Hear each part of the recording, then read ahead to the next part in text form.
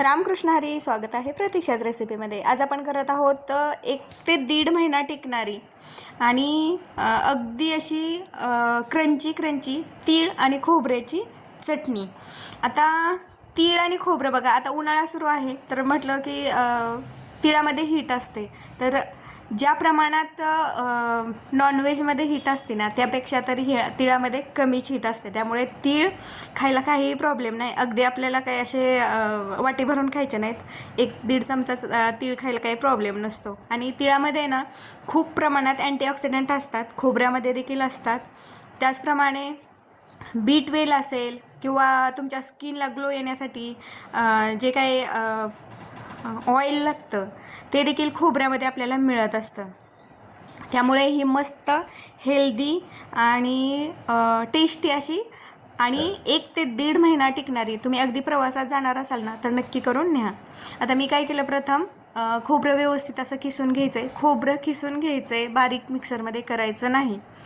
आणि एका कढईमध्ये तेल गरम होण्यासाठी ठेवलं, त्यामध्ये अगदी जरासं जिरं टाकलं आणि जरासा कढीपत्ता टाकून घेतला। थोडासा ते तडतडलं की लगेच त्यामध्ये किसलेलं खोबरं टाकून घ्यायचं। आता हे खोबरं भाजताना अगदी मंद आचेवर ना कंटिन्यू हलवत व्यवस्थित असं लाल होईपर्यंत, क्रंची होईपर्यंत भाजून घ्यायचं आहे। तेलाचं प्रमाण अगदी कमी वापरलेलं आहे, फक्त खोबरं सुटसुटीत होण्यासाठी आणि ते व्यवस्थित असं भाजलं जाईल एवढंच मी तेल टाकलेलं आहे। तेलाचं प्रमाण फार कमी घ्यायचं आहे। ते आता व्यवस्थित असं कंटिन्यू 5 ते 7 मिनिट मी ते हलवून घेतलं आणि नंतर त्यामध्ये जराशे तीळ टाकून घेतले। समजा 1 वाटी खोबरं असेल ना तर त्यामध्ये अर्धी वाटी तीळ असं एक प्रमाण आहे। तुम्ही जर अशा प्रमाणात चटणी केली ना तर खूप छान लागते। इथे बघा 10 मिनिटामध्ये तीळ आणि खोबरं व्यवस्थित असं भाजलेलं आहे। इथे तुम्हाला दाखवते, खोबऱ्याचा देखील कलर चेंज झालेला आहे, तीळ देखील मस्त असे तडतडले आहेत, भाजले गेलेले आहेत।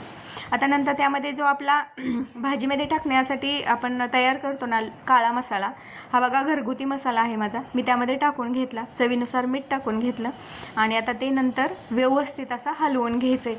हलवायला कमी पडायचं नाही बघा, कंटिन्यू ही आपली चटणी तयार होईपर्यंत कंटिन्यू ते हलवत राहायचं आहे। आता मी गॅस बंद केला आणि गॅस बंद केल्यानंतर देखील अर्धा मिनिट ते हलवून घ्यायचं, जेणेकरून ते करपलं जाणार नाही।